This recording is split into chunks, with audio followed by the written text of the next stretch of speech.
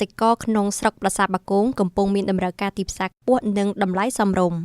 ការដាំដុះសាឡាត់អឺរ៉ុបត្រូវបានគេដឹងថាមានភាពស្មុគស្មាញនិងទាមទារការយកចិត្តទុកដាក់ខ្ពស់ជាងសាឡាត់ធម្មតាប៉ុន្តែសម្រាប់កសិករដែលមានបទពិសោធន៍ដំណាំប្រភេទនេះគឺជាប្រភពចំណូលយ៉ាងប្រសើរដោយសារតម្រូវការទីផ្សារខ្ពស់និងតម្លៃសមរម្យកញ្ញាសេងធីរ៉ាកសិករម្នាក់រស់នៅភូមិត្រពាំងទឹមស្រុកប្រាសាទបាគងបានបង្ហាញថា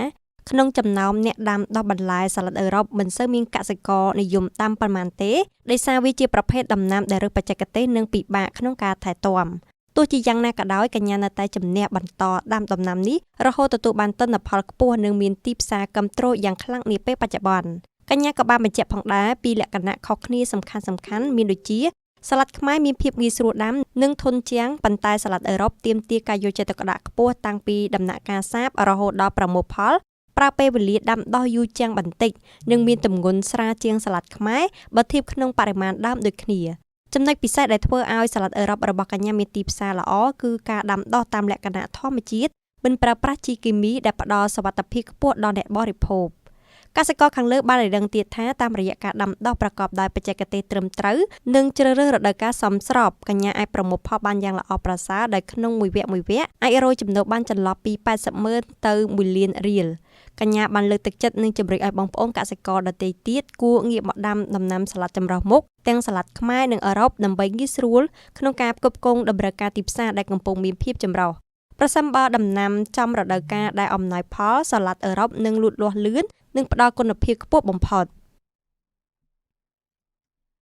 មូលហេតុដែលយើងអត់ដាំសាឡាត់ខ្មែរមកដាំសាឡាត់ទាំងអស់នេះដោយសារទី1ប្រភេទសាឡាត់ទាំងអស់នេះគឺជាតម្រូវការទីផ្សារនាពេលបច្ចុប្បន្នហើយមួយវិញទៀតនៃការដាំនឹងវាមានប្រភេទសាឡាត់ផ្សេងគ្នាមិនមែនដូចជាសាឡាត់ខ្មែរដោយសារសាឡាត់ខ្មែរកាលណាដែលយើងដាំតែសាឡាត់ខ្មែរមួយមុខធ្វើឲ្យចៅទីផ្សារហើយគេអ្នកផ្សេងក៏ដាំយើងក៏ដាំអញ្ចឹងតម្រូវការខ្ញុំគិតថាតម្រូវការតិចជាងប្រភេទសាឡាត់អឺរ៉ុបការធ្វើសាឡាត់ហ្នឹងខ្ញុំធ្វើរយៈពេលជិត1ឆ្នាំខ្ញុំឃើញថាទីផ្សារអត់ទាន់បានចៅទេមានតែខ្វះតម្រូវការទីផ្សារថែមនៅពេលបច្ចុប្បន្នសាឡាត់អឺរ៉ុបដែលដាំនៅពេលបច្ចុប្បន្នមានចំនួន7រៀលចំណូលសរុបយើងបើតាមការប៉ាន់ស្មានទៅនឹងទីបំផុតអាចថាខ្ទង់80,000ឬមួយក៏ច្រើនបំផុតជាង1លានបងខ្ញុំចេះដាំបន្លែនេះដោយសារតែមានការគ្រប់គ្រងពីខាងអង្គការអាគ្រីសុតដែលមានខាងបច្ចេកទេសអ្នកបណ្ដុះបណ្ដាលឲ្យមានការចេះដាំហើយនឹងមានការដាំប្រភេទសាឡាត់ដែលចម្រុះអត់ជន់គ្នាបង